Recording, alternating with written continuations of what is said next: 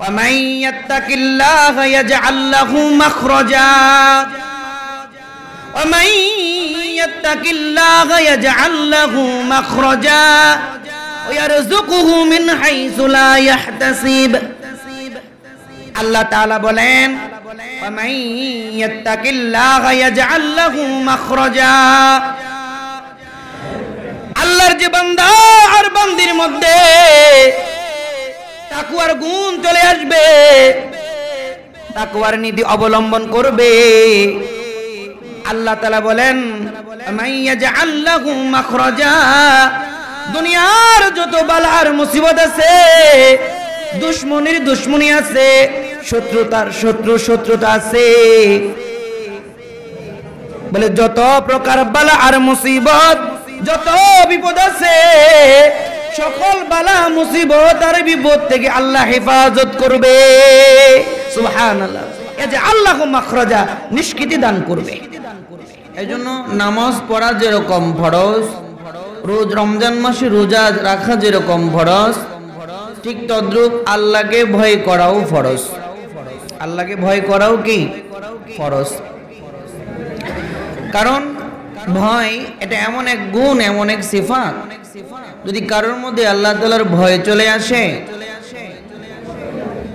তাহলে ওই বান্দা আর বান্দির দ্বারা রাতে হোক কিংবা দিনে হোক, গোপনে কিংবা প্রকাশ্যে, কখনোই গুনাহ করা সম্ভব হবে না। ঠিক কিনা? গুনাহ করা সম্ভব হবে না। আর আল্লাহ তাআলার সাথে তাআল্লুক, আল্লাহ তাআলার সাথে সুসম্পর্ক করার বাধা হলো গুনাহ। আর এই গুনাহ থেকে একজন মানুষ তখনই নিজেকে বিরত রাখতে পারে যখন তার মধ্যে তাকওয়া, আল্লাহর ভয় কাজ করে। এজন্য আল্লাহ তাআলার সাথে তাআল্লুকে মা আল্লাহ যদি সুসম্পর্ক করতে চায়, তাহলে তাকওয়ার গুণ লাগবে। কিসের গুণ বলেন তো? তাকওয়ার গুণ লাগবে। আল্লাহকে ভয় করার গুণ, এই সিফাত, এটা অর্জন করা লাগবে। আর যে গুণটা অর্জন করে ফেলতে পারবে, ওর সাথে মালিকের সম্পর্ক হয়ে যাবে। আর যদি কারোর সম্পর্ক মাওলার সাথে হয়ে যায়, ময়দানে মাশরে তার কোনো চিন্তা নাই, দাঁড়াবে ময়দানে মাশরে, আল্লাহ তাকে জান্নাত দিয়ে দিবেন। চিল্লায় বলেন সুবহানাল্লাহ। আল্লাহ জান্নাত দিয়ে দিবেন। আমরা জান্নাতে যেতে চাই তো ইনশাআল্লাহ? কারা কারা চাই? দুইটা হাত তুলে দেখাই তো, সোজা করেন, চিল্লায় বলেন সুবহানাল্লাহ, আলহামদুলিল্লাহ, লা ইলাহা ইল্লাল্লাহ, আল্লাহু আকবার। হাত নাওয়ান। ভয় লাগবে আল্লাহ। এজন্য আল্লাহ বলেন ইন আউলিয়াউহু ইল্লাল মুত্তাকুন, আল্লাহর ভয় ছাড়া, তাকওয়ার এই গুণ ছাড়া কেউ ওলি হতে পারবে না। কে বলছে? জোরে বলেন তো। আল্লাহ বলছেন তাকওয়া ছাড়া, আল্লাহর ভয় ছাড়া কেউ ওলি হতে পারবে না, আল্লাহর দোস্ত, আল্লাহর বন্ধু হতে পারবে না, আল্লাহ তাআলার সাথে সুসম্পর্ক হবে না। আল্লাহর বন্ধু, আল্লাহর দোস্ত এবং আল্লাহর সাথে কেউ যদি সুসম্পর্ক করতে চায়, তাকওয়া লাগবে। কি লাগবে? জোরে বলেন তো। তাকওয়া লাগবে। আর তাকওয়ার এই গুণ যে অর্জন করবে, তার সম্পর্ক মাওলার সাথে হয়ে যাবে। কার সাথে হবে? মাওলার সাথে। তো মাওলার সাথে সম্পর্ক হইলে লাভ কি? আল্লাহ তাআলা বলেন সূরা ইউনূসের ৬২ এবং ৬৩ নম্বর আয়াত, আলা ইন্না আউলিয়া আল্লাহ, আলা ইন্না আউলিয়া আল্লাহ লা খাউফুন আলাইহিম ওয়ালা হুম ইয়াহজানুন। আল্লাহ বলেন আলা, মনে রেখো, ইন্না আউলিয়া আল্লাহ, যারা আল্লাহর দোস্ত, যারা আল্লাহর বন্ধু, লা খাউফুন আলাইহিম ওয়ালা হুম ইয়াহজানুন, তাদের ভয় নাই, চিন্তা নাই। এবার আল্লাহ নিজেই বলে, তোমরা জানো আমার বন্ধু কারা? আল্লাহ বলেন আল্লাযীনা আমানু ওয়া কানু ইয়াত্তাকুন, শিরিক মুক্ত দৌলতে ঈমান, আর যে ব্যক্তি আমি আল্লাহকে ভয় করে, এরা আমার দোস্ত। বাড়ি যায় সুবহানাল্লাহ কইেন, চিল্লা এখন সুবহানাল্লাহ। এরা আল্লাহর বন্ধু। এজন্য আল্লাহর দোস্ত, বন্ধু হতে হলে তাকওয়ার গুণ লাগবে। কিসের গুণ বলেন? তাকওয়ার গুণ। মুহতারাম হাজিরিন, এখন তাকওয়া কাকে বলে? মুফাসসিরিনে কেরাম বলেন এই তাকওয়া আল্লাহর ভয় তিন জিনিসের নাম। কয় জিনিসের নাম? জোরে বলেন না, কয় জিনিসের নাম? তিন জিনিসের নাম। তো এক নম্বর হলো এই তাকওয়ার অর্থ হলো আল্লাহর ইবাদত করা। এক নম্বর অর্থ কি? ইবাদত করা। এটা হলো তাকওয়ার এক নম্বর অর্থ। আল্লাহ বলেন হুদাল লিল মুত্তাকিন আল্লাযীনা ইউমিনুনা বিল গায়ব ওয়া ইউকিমুনাস সালাহ ওয়া মিম্মা রাযাকনাহুম ইউনফিকুন। আল্লাহ তাআলা বলেন হুদাল লিল মুত্তাকিন,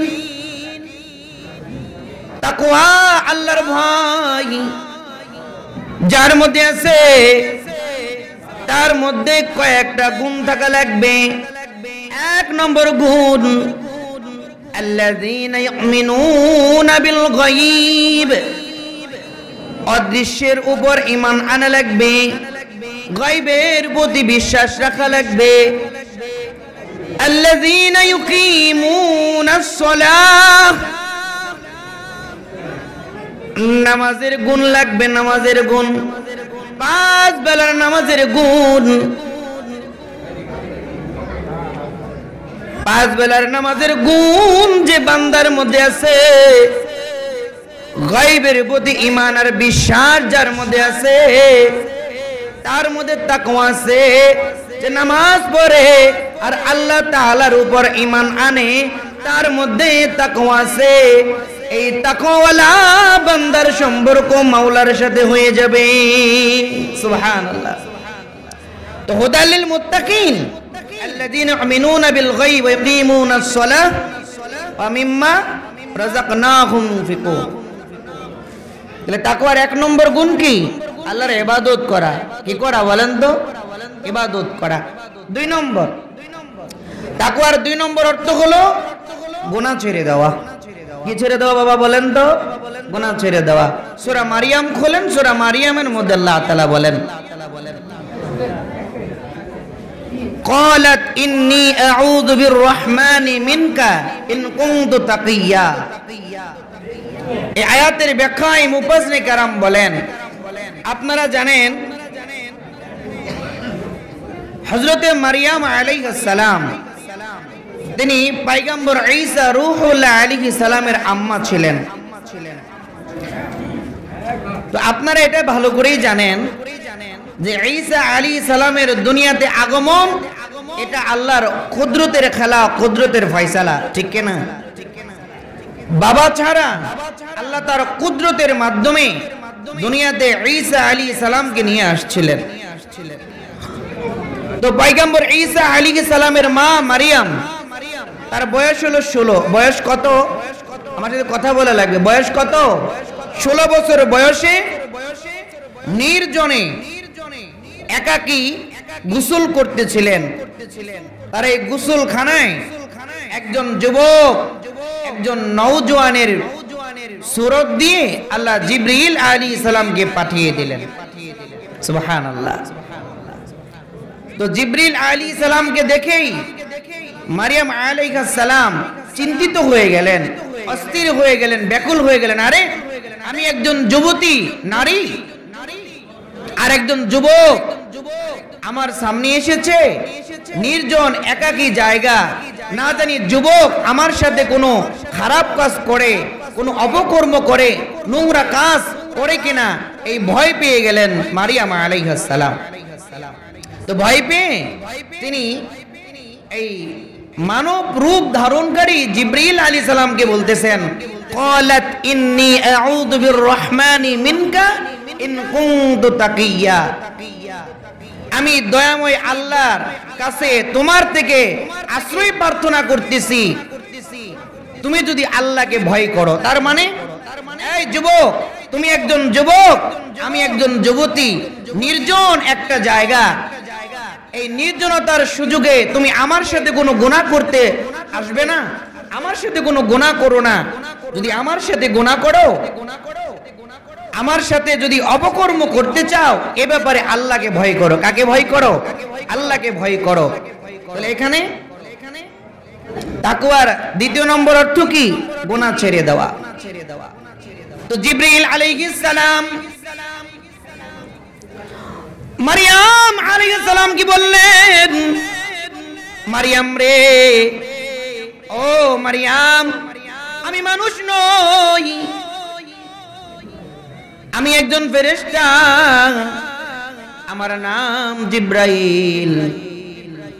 মারিয়াম আলাইহিস সালাম বলে, জিবরাইল তুমি আমার কাছে কেন এসেছো? জিবরাইল রে, আমার কাছে তুমি কেন এসেছো গো জিবরাইল? জিবরাইল বলে, মারিয়াম, আল্লাহ তাআলা আমাকে তোমার কাছে পাঠিয়েছেন। কেন পাঠাইছে রে জিবরাইল? জিবরাইল বলে, মারিয়াম রে, আল্লাহ তাআলা পয়গম্বর ওয়ালা একজন পুত্র সন্তানের সুসংবাদ দিয়ে পাঠিয়েছে। আল্লাহু আকবার। মারিয়াম রে, ও মারিয়াম, আল্লাহ তোমার গর্ভে একজন সন্তান, পুত্র সন্তান দিবেন। ওই পুত্র সন্তান স্বাভাবিক কোনো মানুষ নয়, তিনি আল্লাহর পয়গম্বর হবে। সুবহানাল্লাহ। মারিয়াম আলাইহিস সালাম আরো ভয় পেয়ে গেলেন, বলে, জিবরাইল, ও জিবরাইল, আমি একজন যুবতী, আমার বিয়ে হয় নাই, আমার তো স্বামী নাই, স্বামী ছাড়া কেমন করে আমার গর্ভে নবীওয়ালা পুত্র সন্তান জন্মগ্রহণ করবে? জিবরাইল বলে, মারিয়াম, আল্লাহ চাইলে হবে। আল্লাহু আকবার। আল্লাহ চাইলে হবে, কারণ অসম্ভবকে সম্ভব করার ক্ষমতা একমাত্র কার আছে? জোরে বলেন, কার? অসম্ভবকে সম্ভব করার ক্ষমতা একমাত্র আল্লাহর আছে। এই জন্য তো আল্লাহ আমাদের রব, এই জন্য আল্লাহ তো আমাদের আল্লাহ। তো জিবরাইল দেরি করলেন না, মারিয়ামের এই জায়গার কাপড়টা টান দিয়ে আল্লাহর নির্দেশে একটা ফুঁক দিলেন। এই ফুৎকারের কারণে মারিয়াম আলাইহিস সালাম গর্ভবতী হয়ে গেলেন। কি কইবেন? কিছু কইবেন তো? সুবহানাল্লাহ। গুরুস্থানে মাদ্রাসায় আইছি তো মনে হয় যে কব্বরেই বয়ান করতেছি। গুরুস্থানে গিয়ে চিন্না কান্নাকাটি করলে সান্ত্বনা দিতে আসে না। আপনারা জিন্দা আছেন তো? কারা কারা আছেন একটা হাত তুলে দেখান তো, কারা কারা জিন্দা আছেন? চিল্লা এখন আল্লাহু আকবার। মুহতারাম হাজিরিন, রাগ করছেন? আমি জগতে কইছি তো গর্ভবতী হয়ে গেলেন। আল্লাহর নির্দেশে জিবরাইল বলে, এই এই মারিয়াম, এই যে বাইতুল মুকাদ্দাস, এখান থেকে পূর্ব দিকে তুমি নির্জন জায়গায় চলে যাও। তিনি বেশ কয়েক কিলোমিটার দূরে নির্জন জায়গায় চলে গেলেন। ওখানে যাওয়ার পরে তো এবার আল্লাহ তাআলা মারিয়ামকে বলতেছে, মারিয়াম, তুমি তো এখানে থাকবে ততদিন যতদিন আমার পয়গম্বর ঈসা দুনিয়াতে না আসে। আর তোমার তো খাবারের জন্য এরকম কি খাবার দরকার, আবার পানি দরকার। এই এই মারিয়াম, এই যে দেখো, এই যে তোমার কাছে একটা খেজুর গাছ, ওই খেজুর গাছটা ছিল মৃত, মরা খেজুর গাছ, কোনো ডালপালও ছিল না। বলে ওই খেজুর গাছ কে দেখে আল্লাহ বলে, মারিয়াম, তোমার যখন খিদা লাগবে এই মরা খেজুর গাছে একটা ঝাঁকি দিবা, দেখবা তোমার জন্য পাকা পাকা মিষ্টি খেজুর পড়বে। চিল্লায় বলেন সুবহানাল্লাহ। আর যখন পানি পিপাসা লাগবে, তোমার পাটাকে জমিনের মধ্যে আঘাত করবে, তো জমিন থেকে ঝর্ণার ফোয়ারা বের হবে, এই পানি তুমি পান করবে। এমনি করে বেশ কয়েক মাস কাটলো। মারিয়াম আলাইহিস সালামের গর্ভ থেকে ঈসা পয়গম্বর দুনিয়াতে আসলেন। এবার ঈসা আলাইহিস সালামের বয়স 40 দিন। যখন পয়গম্বর ঈসা আলাইহিস সালামের বয়স 40 দিন হলো, এবার আল্লাহ বললেন, মারিয়াম, আমার দোস্ত আমার পয়গম্বর ঈসা আলাইহিস সালামকে নিয়ে তুমি লোকালয়ে চলে যাও। মারিয়াম বলে, আল্লাহ, আমার স্বামী নাই, কুমারী অবস্থায় পয়গম্বর ঈসা আমার কোলে এসেছে। আল্লাহ, ও মালিক, সন্তান নিয়ে যদি লোকালয়ে যায় তারা সবাইতে বলবো স্বামী নাই, সন্তান কোথা থেকে পেলে? তোমার স্বামী নাই, সন্তান কোথা থেকে আসলো? আল্লাহ বলে, মারিয়াম, তুমি কারোর সাথে কোনো কথা বলবে না, কথা রোজা রাখবে। কেউ যখন তোমাকে ঈসা সম্পর্কে জিজ্ঞাসা করবে, সবাইকে তুমি আমার পয়গম্বর ঈসার দিকে আঙ্গুল দেখাবে। লোকালয়ের যত মানুষ আছে তাদের প্রত্যেকের প্রশ্নের জবাব আমার ছোট্ট পয়গম্বর ঈসা দান করবে। সুবহানাল্লাহ। মারিয়াম চলে আসলেন লোকালয়ে। আসার পরে তো এ জাতীয় সংবাদ তাড়াতাড়ি ছড়ায়, ঠিক না? যখন আসলেন, আসার পরে বাইতুল মুকাদ্দাসের আশেপাশে চারপাশে আলোড়ন সৃষ্টি হয়ে গেল। আরে, যে মারিয়ামের বিয়ে হয় নাই, তার গর্ভে সন্তান, গর্ভ থেকে সন্তান হয়েছে। শত শত মানুষ তার চারপাশে ভিড় জমালেন। ভিড় জমিয়ে নেতৃস্থানীয় লোক যারা তারা এসে বলে, এই মারিয়াম, আমরা তো জানতাম তুমি একজন সতী মানুষ, বাইতুল মুকাদ্দাসের খাদেমা ছিলে তুমি। আর বলতো তোমার ভাই হারুন, সে অত্যন্ত ভালো মানুষ, তোমার বাবাও ভালো মানুষ, তোমার মাও তো অসতী না। এই হারুনের বোন, তুমি এই কাজটা কেমন করে করলে? ওনাকে হারুনের বোন বলার দ্বারা দুইটা কারণ। এক, হারুন আলাইহিস সালামের বংশে ওনার জন্ম হয়, আর হারুন মারিয়াম আলাইহিস সালামের ছোট ভাই, তার নাম ছিল হারুন, বড় ভাই, তার নাম ছিল হারুন। হারুনের বোন, তোমার ভাইও ভালো মানুষ, মাও ভালো মানুষ, বাবাও ভালো মানুষ, তুমি এই কাজ কেমন করে করলে? তখন মারিয়াম আলাইহিস সালামের কুলে ডান স্তনের দুধ পান করতেছিলেন 40 দিনের শিশু বাচ্চা পয়গম্বর ঈসা আলাইহিস সালাম। তো তিনি বলে যে আমি জবানে কিছু বলবো না, ইশারা দিয়ে বলে তোমাদের সব প্রশ্নের জবাব আমার এই ছোট্ট বাচ্চা ঈসা দান করবে। এলাকার সবাই বলে, পাগল মনে করছো? 40 দিনের বাচ্চা কথা বলবে? মায়ের কোলে 4 জন শিশু বাচ্চা কথা বলছে। সুবহানাল্লাহ, 4 জন শিশু বাচ্চা কথা বলছে। তার আরেকটা সামনে শুনতে পারবেন। মুহতারাম হাজিরিন, তো মারিয়াম আলাইহিস সালাম বলে, ইশারাতে বলে, হ্যাঁ, তোমাদের সকল প্রশ্নের জবাব আমার 40 দিনের বাচ্চা ঈসা দান করবে। আমার কিন্তু উদ্দেশ্য যে তাকওয়ার দ্বিতীয় নম্বর অর্থ গুনাহ ছেড়ে দেওয়া, বুঝছেন তো? আমি বেইলম মানুষ, কিন্তু আমি আর বিষয় থেকে কিঞ্চিত পরিমাণও আমি এদিক সেদিক যাব না ইনশাআল্লাহ। মুহতারাম হাজিরিন, তো যখন ঈসার দিকে ওনার মা মারিয়াম ইঙ্গিত করলেন, তো এলাকার লোকগুলা, ওই নেতৃস্থানীয় লোক, মোরচের লোকগুলা যা বলতেছে ছোট্ট বাচ্চা ঈসাকে, তুমি কি তোমার মা যা বলে এর ব্যাপারে কিছু বলতে পারো? তো ঈসা আলাইহিস সালাম দুধ পান বন্ধ করে বাম দিকে ঘুরে শুধু প্রশ্নের জবাব নেবার বয়ান শুরু করে দিলেন। বয়স কত? 40 দিন। বয়ান শুরু করে দিলেন। ঈসা আলাইহিস সালাম বলে, সূরা মারিয়ামে আসছে, ক্বালা ইন্নী আব্দুল্লাহ, ক্বালা ইন্নী আব্দুল্লাহ আতানিয়াল কিতাব ওয়াজআলানি নাবিয়্যা ওয়াজআলানি মুবারাকান আইনামা কুনতু ওয়াউসানি বিসসালাহ ওয়াযাকাতি মা দুমতু হাইয়্যা। আল্লাহু আকবার। এবার ঈসা আলাইহিস সালাম বয়ান শুরু করে দিলেন, ইন্নী আব্দুল্লাহ। পয়গম্বর ঈসা বলে, ইন্নী আব্দুল্লাহ, আমি আল্লাহর বান্দা, আল্লাহর গোলাম। আতানিয়াল কিতাব, আল্লাহ আমাকে কিতাব দিয়েছে। ওয়াজআলানি নাবিয়্যা, আল্লাহ আমাকে নবী বানাইছে।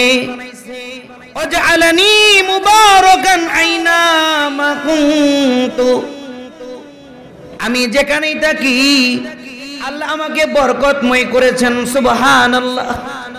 তাই নয়, তাই নয়, ওয়া আওসানি বিসসালাতি ওয়াজ যাকাতি মা দুমতু হাইয়া, আল্লাহ আমাকে আমি যতদিন দুনিয়ার জমিনে জীবিত থাকবো আল্লাহ আমাকে নামাজ আর যাকাত আদায় করার কথা বলেছে।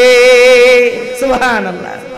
40 দিনের বাচ্চা যখন এইভাবে কথা বলা শুরু করে দিল, তখন বাইতুল মুকাদ্দাসের আশেপাশের লোকের আর বুঝবার বাকি নাই, আরে 40 দিনের বাচ্চা সে কথা বলতে পারে, এটা আল্লাহর কুদরত।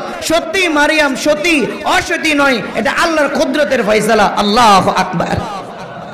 এজন্য এই ওয়াকিয়া বলে আমি যেটা বোঝাইতে চাইলাম, ক্বালাত ইন্নী আউযু বিররহমানি মিনকা ইন কুনতু তাকিয়া। এজন্য গুনাহের তাকওয়ার 2 নম্বর অর্থ হলো গুনাহ ছেড়ে দেওয়া। কি ছেড়ে দেওয়া বাবা? গুনাহ ছেড়ে দেওয়া। 3 নম্বর, আমি কথা খুব সংক্ষিপ্ত করতেছি, খুবই সংক্ষিপ্ত। গুনাহের 3 নম্বর অর্থ হলো ইখলাস। কি কি? ইখলাস।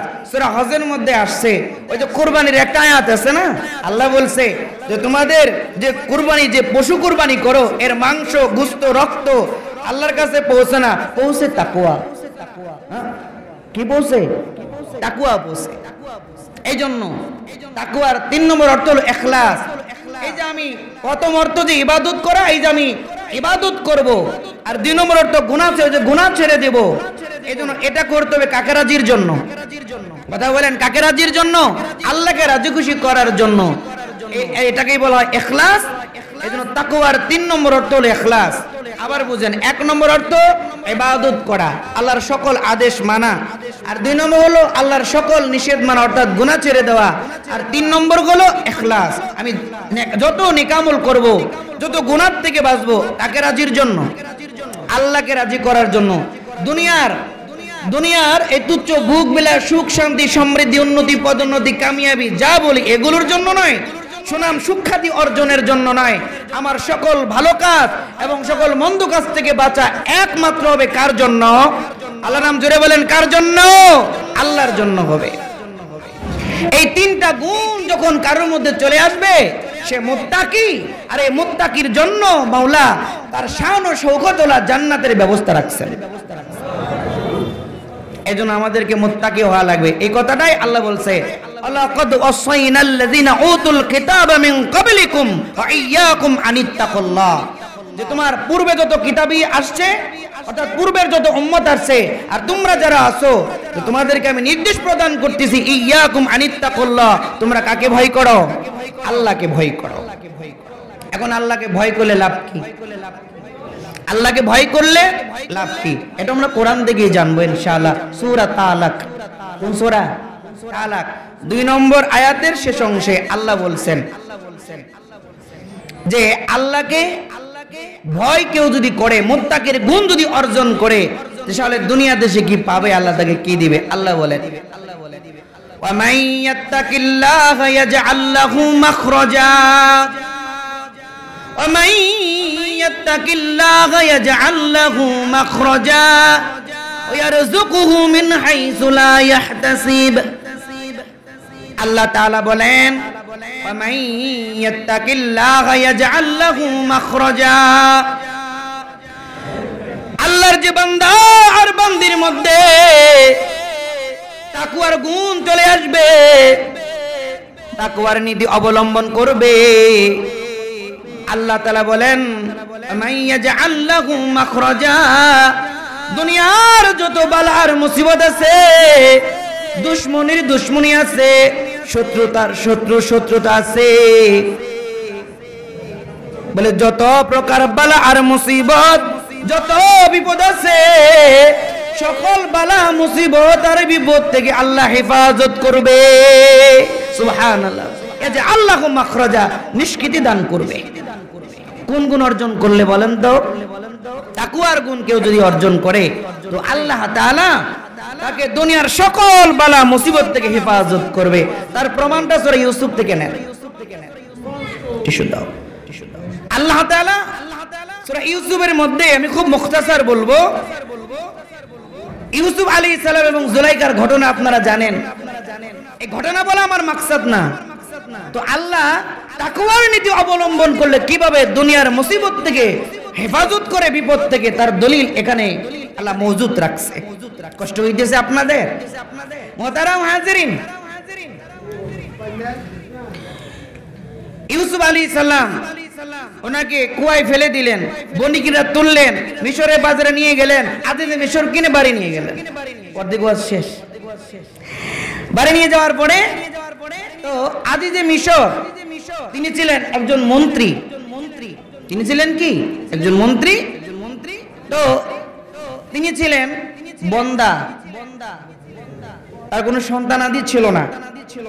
এই জন্যই এই জুলাইখা ইচ্ছা করেই এই ঘরে আসছে। এটা ভিন্ন কাহিনী, ওলামাদের থেকে জেনে নেবেন ইনশাআল্লাহ। তো ইউসুফ আলাইহিস সালামকে কিশোর বয়সে কিনে নিয়ে আজিজে মিশর বিবি জুলাইখাকে বলে, এই যে নিয়ে আসলাম, আমাদের তো সন্তান নাই, তো ইউসুফকে নিয়ে আসলাম, ও বড় সুন্দর, বড় মুআদ্দব, বড় আখলাকওয়ালা, এই যে তোমার কাছে নিয়ে দিলাম। ও বিবি জুলাইখা, সন্তান বলে পুত্র স্নেহে, সন্তান স্নেহে লালন পালন করে নিয়ে আসলেন। কি হিসেবে? সন্তান হিসাবে। ইউসুফ আলাইহিস সালাম বড় হলেন, যৌবনে পদার্পণ করলেন। তার যৌবনে পদার্পণ করাটাই কাল হলো। অনেক শর্টকাট করে বলাইলাম। যৌবনে পদার্পণ করলেন, তার সৌন্দর্যটা সবার সামনে প্রকাশ পেয়ে গেল। ইউসুফ কত সুন্দর ছিল বলে আমাদের এলাকাতে দেখা যায় এই মহিলারা পর্দা করে, বোরকা পরে, এভাবে ঘুমটা দেয় মহিলারা। আর ওই যুগে ইউসুফ আলাইহিস সালাম এত সুন্দর ছিলেন যে মহিলা না, উনি নিজেই ঘুমটা দিয়ে চলতেন। কারণ ওনার চেহারার সৌন্দর্যে মোহিত হয়ে শুধু নারী পাগল হতো না, পুরুষরাও পাগল হয়ে যেত। আল্লাহু আকবার বলা, পুরুষরাও পাগল হইতো। এই জন্য উনি ঘুমটা দিয়ে চলতেন ইউসুফ আলাইহিস সালাম। আহা, কত সুন্দর! জুলাইখার প্রেমে পড়ে গেলেন। এটা চারদিকে ছড়িয়ে ছিটিয়ে গেল।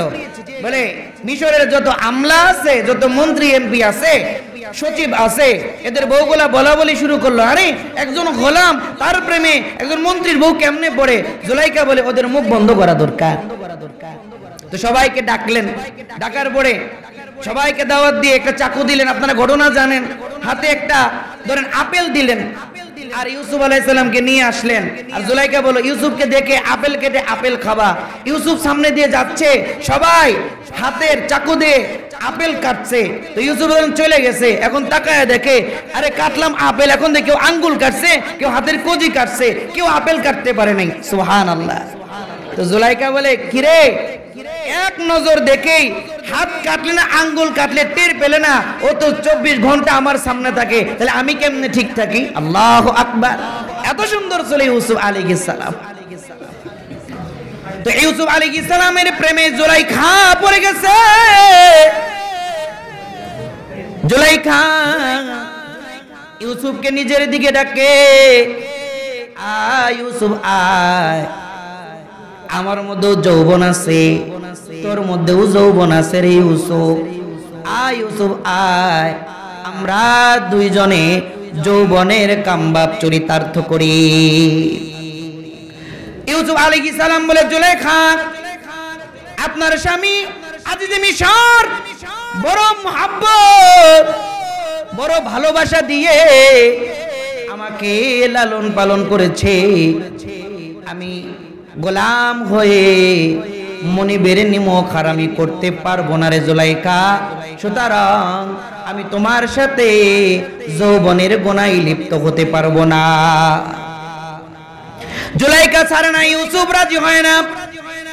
গভীর রাত ইউসুফ আলাইহিস সালাম ওনার ঘরের মধ্যে ঘুমাইছে।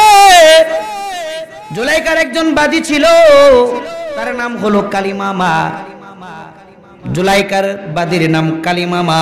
গভীর রাত যখন হয়েছে, জুলাইখা তার বাদী কালিমামাকে বলছে, কালিমামা রে, যাও যাও, ইউসুফকে ডেকে আমার গোপন কক্ষে নিয়ে আসো। গভীর রাতে কালিমামা ইউসুফ আলাইহিস সালামের ঘরের দরজায় আওয়াজ দিয়েছে। জুলাইখার বাদী যখন ইউসুফ পয়গম্বরের ঘরের দরজায় টক টক টক টক আওয়াজ করেছে। ইউসুফ আলাইহিস সালাম দরজা খুলে দিয়েছে। দরজা খুলে দেখে কালী মামা দাঁড়িয়ে আছে। ইউসুফ পয়গম্বর বলে, কালী মামা রে, আমার ঘরের দরজায় গভীর রাতে কি? কালী মামা বলে, জুলাইখা তার কক্ষে আপনাকে ডাকছে। ইউসুফ নবীর বুঝবার বাকি নাই, জুলাইখার সন্ধি তো ভালো না। তো বলে, এখন যাব না, দিনের বেলায় যাব। বলে, না, এখন ডাকছে, কি করবে? জুলাইখার তো গোলাম। বাধ্য হয়ে ইউসুফ আলাইহিস সালাম জুলাইখার গোপন কক্ষে চলে গেছে।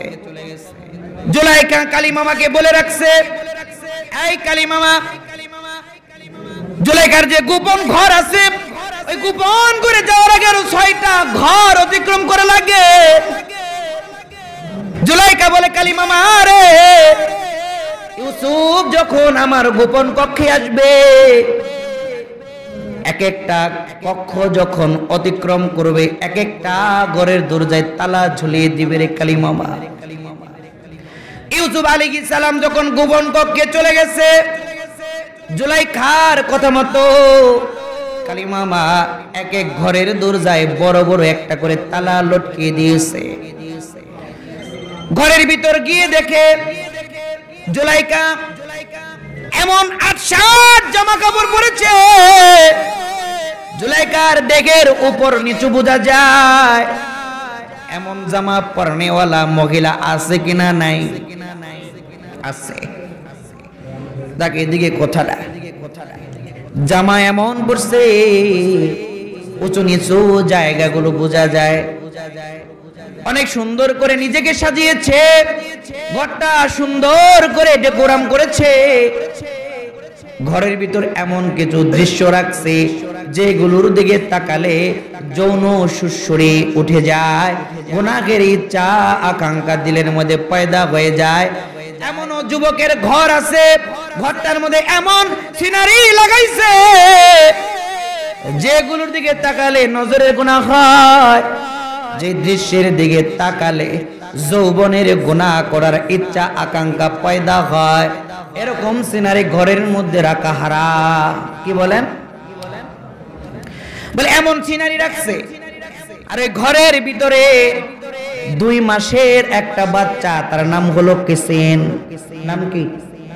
বয়স হলো 2 মাস। ওই ঘরের ভিতর ওই বিছানার মধ্যে শুয়ে আছে ওই 2 মাসের বাচ্চা কিসিন। এটা জুলাইখার খালাতো বোনের ছেলে। জুলাইখার খালাতো বোনের ছেলে। কিসিনের নামটা মনে রাখবেন। বলছিলাম না 4 জন কথা বলতে, 2 নম্বরে কিসিন। হ্যাঁ, 2 মাস বয়সে কথা বলছে। 2 মাস বয়সে কি ছোট্ট বাচ্চাটা কিসিন জুলাইখার খাটের মধ্যে ঘুমাইছে। এবার দরজাটা বন্ধ করে দিয়েছে। জুলাইখা বলে, ইউসুফ, গোপন ঘরে এসেছি, আয় ইউসুফ আয়, আমরা যৌবনের গুনাহ করি রে ইউসুফ। ইউসুফ রে, আমি তোমাকে ভালোবাসি ইউসুফ। ইউসুফ আলাইহিস সালাম বলে, জুলাইখা, আমি আল্লাহকে ভালোবাসি। ইন্নী আখাফুল্লাহ, ইন্নী আখাফুল্লাহ। জুলাইখা রে, আমি আমার আল্লাহকে ভালোবাসি। এজন্য ময়দানে মাশর 7 শ্রেণীর মানুষ আর সে আজিমের নিচে জায়গা পাবে। তাদের মধ্যে একজন হলো ওই যুবক যাকে সুন্দরী রমণী রূপবতী রূপবতী সুন্দরী একটা নারী যদি নিজের দিকে কোনো যুবককে ডাকে, আয় যুবক আয়, আমরা প্রেম নাপাক হারাম প্রেম ভালোবাসায় লিপ্ত হয়ে যায়, আমরা জানায় লিপ্ত হয়ে যায়, আমরা গুনাহে লিপ্ত হয়ে যায়। আর ওই যুবক যদি গুনাহের উপর সবর করে রে, ওই যুবতীকে বলতে পারে, যুবতী রে, ইন্নী আখাফুল্লাহ, আমি আল্লাহকে ভয় করি রে, আল্লাহকে আমি ভয় করি। আমি আল্লাহ তাআলার সামনে আমাকে দাঁড়াতে হবে। ইয়াউমা ইয়াকুমুন নাসু লিরাব্বিল আলামিন, আল্লাহর সামনে দাঁড়াতে হবে রে। ওই দিন আমাকে যদি তোমার সাথে যৌবনের গুনাহ করি, আল্লাহর সামনে দাঁড়াতে হবে। আল্লাহ তাআলার কাছে হিসাব দেওয়া লাগবে। সুতরাং যুবতী রে, এই মেয়ে, ইন্নী আখাফুল্লাহ, আমি আল্লাহকে ভয় করি। এই কথা বলে যদি ওই যুবক হারাম প্রেম ভালোবাসা থেকে, জিনা ব্যভিচার থেকে যদি নিজের যৌবনের হেফাজত করতে পারে, আল্লাহর নবী বলে ময়দানে মাশরে আরশে আযমের নিচে জায়গা দিয়ে দিবে। ওইরকম কোন মেয়েকে যদি কোন যুবক নিজের গুনাহের দিকে ডাকে, হারাম জিনা ব্যভিচারের জন্য ডাকে, আর যুবতী যদি বলতে পারে যুবক রে, ইন্নী আখাফুল্লাহ, আমি আল্লাহকে ভয় করি, তাহলে ওই যুবতীটাও যদি এই কথা বলে আল্লাহর ভয়ে গুনাহ ছেড়ে দিতে পারে, এই যুবতীটাকেও আল্লাহ তাআলা ময়দানে মাশরে আরশে আযমের নিচে জায়গা দিয়ে দিবে। তো ইউসুফ আলাইহিস সালাম বলে, জুলাইখা, ইন্নী আখাফুল্লাহ, জুলাইখা রে, আমি আল্লাহকে ভয় করি, আমি গুনাহে লিপ্ত হতে পারবো না।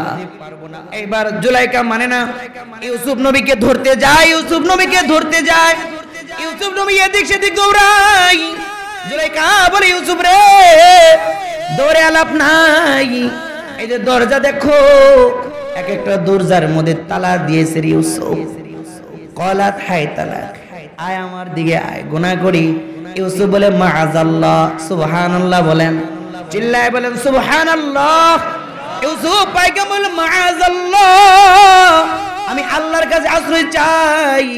এজন্য কিতাবের মধ্যে এসেছে, গুনাহ যদি সামনে চলে আসে, ওই মুমিন যদি ইয়া মাআযাল্লাহ, ইয়া মাআযাল্লাহ এই কথা 3 বার বলতে পারে, আল্লাহ তাআলা ওই বান্দা আর বান্দিকে ওই তাৎক্ষণিক গুনাহ থেকে হেফাজত করবে। ইউসুফ বলে, ইয়া মাআযাল্লাহ, মাওলা, ইউসুফ আমাকে তার দিকে ডাকে, ও মালিক, আমার দিলে জুলাইখার প্রেম নাই, আমার দিলে জুলাইখার মোহাব্বত নাই, আমার দিলে জুলাইখার ভালোবাসা নাই। ও রব্বি করিম, আমার দিলের মধ্যে তোমার মোহাব্বত, তোমার ভালোবাসা দিয়ে ভরা। ইয়া মাআযাল্লাহ, ও মালিক, আপনি আমাকে জুলাইখার থেকে হেফাজত করেন। এই কথা বলে সে তখন উপরের দিকে তাকাইছে, আল্লাহর কুদরত, আল্লাহ ওই ঘরের ছাদের মধ্যে ইউসুফ নবীর আব্বা ইয়াকুব আলাইহিস সালামের চেহারাকে ভাসিয়ে দিয়েছে। আর ইয়াকুব আলাইহিস সালাম তার দাঁতটা এরকম কি খিচে এইভাবে আঙ্গুল দিয়ে বলতেছে, ও ইউসুফ, তুমি কিন্তু এই গুনাহে লিপ্ত হইও না, কারণ তুমি ভবিষ্যতের নবী, আর তোমার বংশে তোমার ঔরসের জন্ম নেবে পৃথিবীর শ্রেষ্ঠ মহামানব মুহাম্মদ রাসূলুল্লাহ সাল্লাল্লাহু আলাইহি ওয়াসাল্লাম। গুনাহ কইরো না। একথা যখন বলছে, তিনি আর দেরি করে নাই, তিনি পুনরায় আবার দরজার দিকে দৌড় দিতেছে। তখন জুলাইখা হাসি আর বলে, লাভ নাই, লাভ নাই। তো ইউসুফ আলাইহিস সালাম বলে, জুলাইখা, দৌড় দেওয়া আমার কাজ, গুনাহ থেকে বাঁচার চেষ্টা মেহনত করা আমার কাজ, হেফাজত করবে তো কে? জোরে বলেন, কে হেফাজত করবে? আল্লাহ। এই কথা বলে ইউসুফ আলাইহিস সালাম দেরি করে নাই, ঘরের দরজার দিকে দৌড় দিছে। জুলাইখাও ইউসুফ পয়গম্বরের পিছনে পিছনে দৌড় দিছে। আল্লাহর কুদরত, আল্লাহর কুদরত। ইউসুফ আলাইহিস সালাম যখন ঘরের দরজার কাছে গিয়েছে, আল্লাহ জিবরাইলকে বলে, জিবরাইল রে, ও জিবরাইল। তখন জিবরাইল ছিল সিদরাতুল মুনতাহায়। পৃথিবীতে 4 বার জিবরাইল সবচেয়ে দ্রুত গতিতে জমিনে এসেছে। তার মধ্যে ওই দিন, যেদিন ইউসুফ আলাইহিস সালাম দরজার কাছে গেছে, কাছাকাছি চলে গেছে, আল্লাহ বলে, জিবরাইল রে, দেরি করবি না, আমার ইউসুফ গুনাহ থেকে বাঁচার জন্য, আমি আল্লাহর প্রেম আর ভালোবাসা ইজহার করার জন্য, আমি আল্লাহর ভয়ে ইউসুফ জুলাইখার বলে পাতা ফাঁদ থেকে, বলে জুলাইখার চক্রান্ত থেকে বাঁচার জন্য, বলে দরজার কাছে এসেছে রে জিবরাইল, দেরি করবি না, দৌড়ে যা। আমার ইউসুফ ঘরের দরজার মধ্যে হাত দেওয়ার সাথে সাথে ঘরের তালা, দরজার তালাগুলো খুলে দে রে জিবরাইল। ইউসুফ দেরি করে নাই, ইউসুফ দেরি করে নাই। যখন ওই দরজার মধ্যে হাত দিছে, আল্লাহর কুদরত, বলে জিবরিল আলাইহিস সালাম এসে বলে ঘরের দরজার তালাগুলো খুলে দিছে। চিল্লা এখন আল্লাহু আকবার। ঘরের দরজাটা খুলে দিছে। তো এইভাবে একের পর এক 1 2 3 4 করে একদম যখন সপ্তম যে প্রথম যে ঘরের দরজা ওই তালার কাছে যখন আসছে, জুলাইখা আয়েশা ইউসুফ নবীর ভিতরে টান দিছে, তো ইউসুফ আলাইহিস সালামের জুব্বাটা পাঞ্জাবিটা ছিঁড়ে গেছে। তো দরজা খুলেই দেখে সামনে আজিজে মিশর দাঁড়ায় আছে। মনে রাখেন, আমার বলা উদ্দেশ্য, আল্লাহকে ভয় করলে আল্লাহ যে চক্রান্ত থেকে, মুসিবত থেকে, বিপদ থেকে হেফাজত করে। মনে আছে এটা? বিসমিল্লাহ। তো মুহতারাম হাজিরিন, তো যখন দরজাটা খুলছে দেখে আজিজ মিশর দাঁড়ায় আছে। কথা আছে না, যেখানে বাঘের ভয় ওখানে কি হয়? সন্দেহ হয়। আজিজ মিশর দাঁড়ায় আছে। এখন থেকে পিছনে জুলাইখা, বেশভূষা ভালো না, চুলগুলো এলোমেলো, দুজনেই ঘরমাক্ত। ইউসুফ আলাইহিস সালাম বিচলিত। দরজা যখন খুলছে তিনজনে বিব্রতকর অবস্থায় পড়ে গেছে। তো আজিজ মিশরকে দেখেই মহিলাকে জিনিস দেখেন, কারণ কোরআনের মধ্যে আল্লাহ বলছে ইন্না কায়দা শাইতানা দাঈফা, শয়তানের চক্রান্ত হইল দুর্বল। আর আল্লাহ বলছে আর নারীর চক্রান্ত হইল কঠিন। ইউসুফই আসছে পরের আয়াতগুলোতে কঠিন। তো যখন জুলাইখা আজিজ মিশরকে দেখছে না, দেখা এবার ওয়াজ পাল্টায় বলাইছে।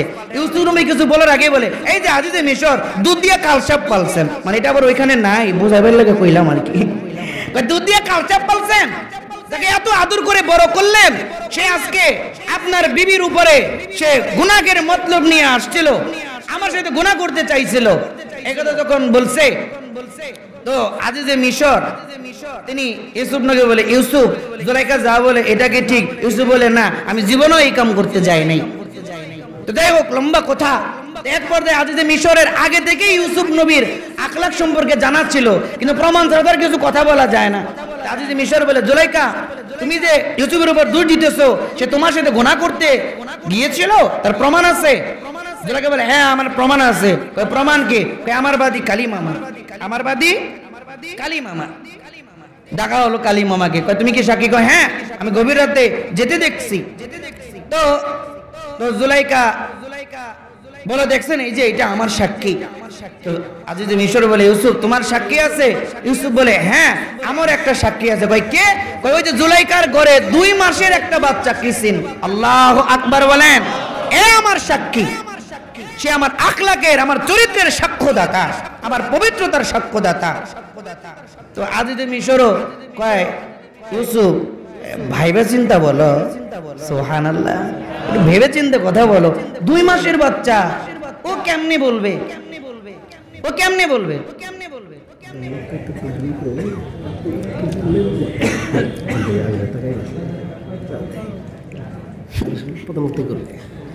ঠিক আছে, পাবলিক বুঝতে পারলেছে। অদারাম হাজিরিন, তো আজিজ মিশর বলে কিরে ভাইবে চিন্তা বলতেছো তো ইউসুফ, 2 মাসের বাচ্চা কিভাবে কথা বলবে?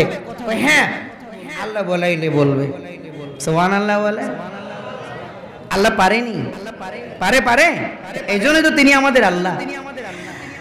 তো নিয়ে আসা হলো কিসিনকে। তো কিসিনের কাছে আজিজে মিশর যায় বলে আই কিসিন, আমি জানি তোমার বয়স 2 মাস, তুমি কথা বলতে পারো না, কিন্তু ইউসুফ বলছে, এজন্য তুমি কি এই ঘটনার ব্যাপারে কিছু বলতে পারবা? আল্লাহর কুদরত। আজিজে মিশর এই কথা বলার সাথে সাথে 2 মাসের বাচ্চা কিসিনের জবান খুলে গেছে। কিসিন বলে আজিজে মিশর, আমি সরাসরি বয়ান করব না, আমি প্রমাণ দিব, প্রমাণ। আজিজে মিশর রে, এই যে ইউসুফ পয়গম্বর দাঁড়ায় আছে, ইউসুফ দাঁড়ায় আছে, ইউসুফের দেহের মধ্যে একটা পাঞ্জাবি আছে রে আজিজে মিশর। ইউসুফের পাঞ্জাবি পরীক্ষা করা হোক। ইউসুফের পাঞ্জাবি যদি সামনের দিক দিয়ে ছিঁড়া থাকে রে,